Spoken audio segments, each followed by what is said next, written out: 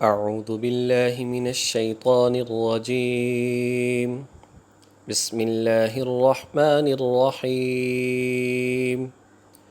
إن عدة الشهور عند الله 12 شهرا في كتاب الله يوم خلق السماوات والأرض منها 4 حرم ذلك الدين القيم فلا تظلموا فيهن أنفسكم وقاتلوا المشركين كافة كما يقاتلونكم كافة واعلموا أن الله مع المتقين صدق الله العظيم. ان عدت الشہور، بے شک مہینوں کی تعداد، شہور شہر کی جمع ہے، بے شک مہینوں کی تعداد عند اللہ اللہ تعالیٰ کے نزدیک 12 شہرن 12 مہینے ہے، 10 12 مہینے ہے، فی کتاب اللہ اللہ کی کتاب میں، یوم خلق السماوات والارض جس دن سے اللہ تعالیٰ نے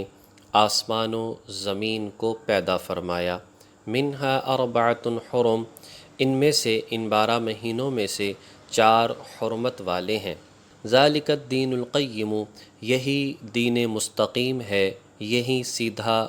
دین ہے، فلا تظلموا فیہن انفسکم لہٰذا تم ان مہینوں میں اپنے اوپر ظلم نہ کرو، وقاتلوا المشرکین کافۃ اور تم قتال کرو مشرکین سے اسی طرح، کما یقاتلونکم کافہ جیسا کہ وہ تم سے لڑائی اور قتال کرتے ہیں،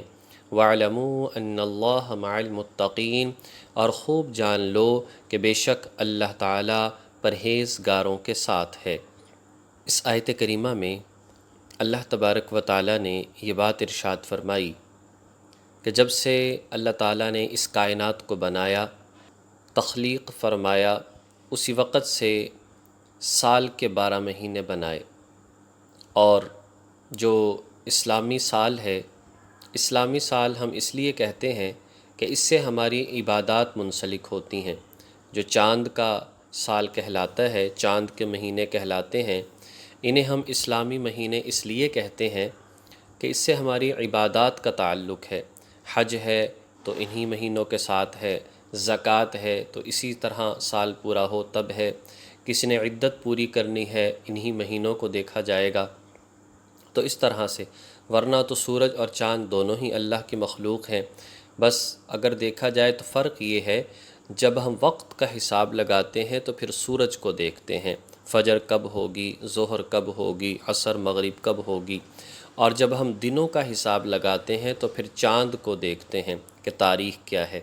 تو فرمایا کہ اللہ تبارک و تعالیٰ نے جب سے اس کائنات کو بنایا اسی وقت سے اس کے جو ہے سال کے 12 مہینے ہیں، اور ان میں سے 4 حرمت والے ہیں۔ اس حرمت سے مراد عزت ہے۔ ایک ہوتا ہے حرام ہونا، یعنی کہ کسی چیز کا گندا، برا، ناپاک، ناجائز ہونا، حرام ہونا۔ ایک ہوتا ہے حرمت کا ہونا، جس وجہ سے کہا جاتا ہے مسجد حرام، یعنی عزت والی مسجد۔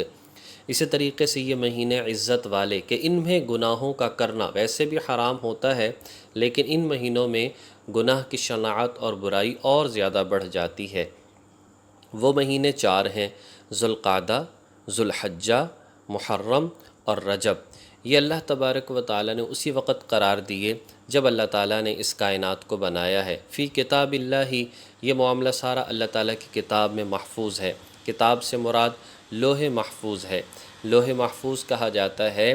کہ تخلیق دنیا سے فنائے دنیا تک جتنی بھی باتیں ہیں وہ اس کے اندر محفوظ ہیں۔ یہ مطلب نہیں ہے کہ صرف اللہ تعالیٰ کا علم لوح محفوظ کہلاتا ہے، نہیں، بلکہ یہ تو اللہ تعالیٰ کے علم کا ایک حصہ ہے کہ جو تخلیق دنیا جو ہے اس وقت سے لے کر اور فنا ہونے تک جتنی بھی باتیں ہیں وہ ساری اس کے اندر موجود ہیں، اور ظاہر ہے کہ اللہ تو پھر ہمیشہ رہے گا، تو اللہ تعالیٰ کا علم تو بہت زیادہ ہے، تو یہ باتیں اس کے اندر موجود ہیں۔ اسی بات کو سمجھنا اور انہی مہینوں کو حرمت والا سمجھنا اور 12 مہینے قرار دینا، یہی دین مستقیم ہے۔ دراصل بات یہ تھی کہ جو لوگ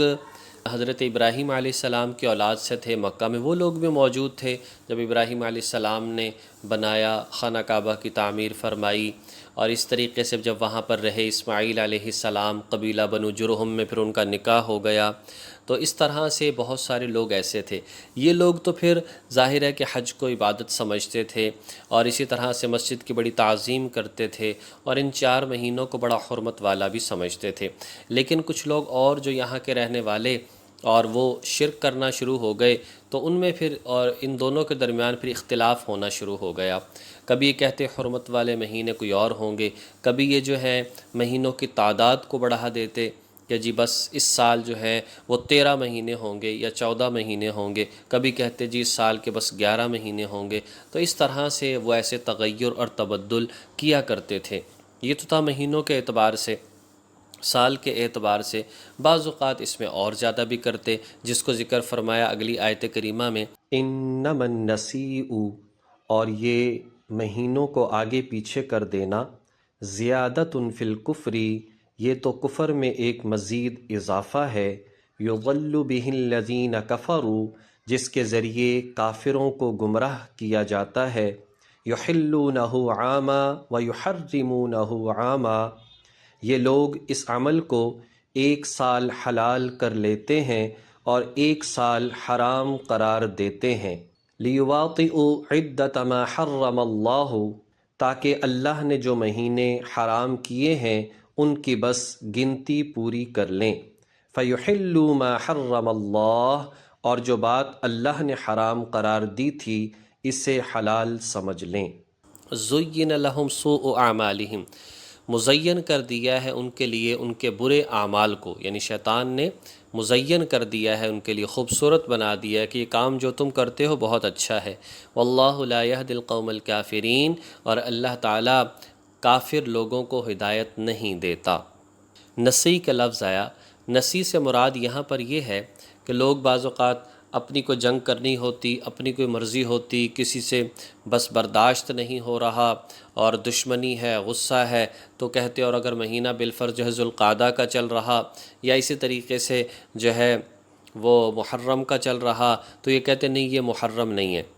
یہ ہم سفر کا مہینہ قرار دیتے ہیں اس مہینے کو، اور اس کے بعد پھر جو ہے اس میں اپنا کام کر کے اور اگلے مہینے کہتے کہ اب یہ والا محرم کا سفر پہلے گزر گیا، تو اس کے اندر رد و بدل کر دیتے، اپنی مرضی کا کام کرتے کہ بس یہ مہینے اب نہیں آئندہ ہوں گے، تو اس طرح سے کرتے۔ اب ہمیں اس سے کیا پتہ چلتا ہے؟ وہ لوگ تو ایسا کیا کرتے تھے، لیکن ہمیں اس سے پتہ چلتا ہے کہ اللہ تبارک و تعالیٰ نے جب کسی چیز کو حلال یا حرام قرار دیا ہو اس کو اسی طرح سے سمجھنا چاہیے۔ آج چونکہ اگر اس بات کو دیکھا جائے اب وہ حرمت نہیں ہے، یعنی ادب احترام تو ہم کرتے ہیں سارے ہی ایام کا، کسی دن کو منحوس، کسی مہینے کو منحوس برا نہیں کہتے اور اس سے منع کیا گیا ہے، جیسے لوگ محرم کو منحوس سمجھیں یا سفر کو منحوس سمجھیں، تو یہ بات شریعت کے خلاف ہے۔ تو ایک چیز تو اس کے اندر یہ ہے کہ اس طرح سے منحوس سمجھنا یہ جائز نہیں ہے، لیکن بات یہ ہے کہ مزید اب ہمیں کیا بات پتہ چلتی ہے، وہ یہ ہے کہ اس کی جو حرمت پہلے تھی وہ ختم ہو چکی ہے، یعنی اگر کوئی بالفرض جہاد چل رہا ہے تو وہ چلتا رہے گا، بند نہیں کیا جائے گا۔ اب تو بات اس کے بارے میں یہ ہے، لیکن دوسری چیزوں کے بارے میں اگر عمومی طور پر دیکھا جائے تو یہ ہے کہ اپنی مرضی سے کسی چیز کو حلال قرار دینا، کسی چیز کو حرام قرار دینا، کوئی بات ہے ہی نہیں اور کہنا کہ یہ قرآن میں ہے، کوئی بات ہے ہی نہیں اور کہنا کہ یہ حدیث مبارکہ ہے، بغیر تحقیق کے باتوں کو آگے پہنچاتے رہنا، حدیث کہہ کر، قرآن کی آیات کہہ کر، یا اسی طریقے سے بغیر پتہ ہونے کے کوئی مسئلہ غلط بتاتے رہنا، غلط عمل کرتے رہنا، یہ ساری کے ساری چیزوں کا تعلق اسی کے ساتھ ہے۔ ظاہر ہے کہ شریعت ایک ثابت شدہ ہے، اپنی طرف سے کسی بات کا کرنا یا شکوک و شبہات والی باتوں کو حقیقت سمجھنا، یا اسی طریقے سے کوئی چیز ثابت نہ ہو اور اس کو جو ہے نا کرتے رہنا، یہ ساری کے ساری چیزیں بدعات کہلاتی ہیں۔ ان چیزوں سے ہمیں اپنے آپ کو بچانا چاہیے۔ اللہ تبارک و تعالیٰ توفیق عمل نصیب فرمائے۔ وآخر دعوانا ان الحمد للہ رب العالمین۔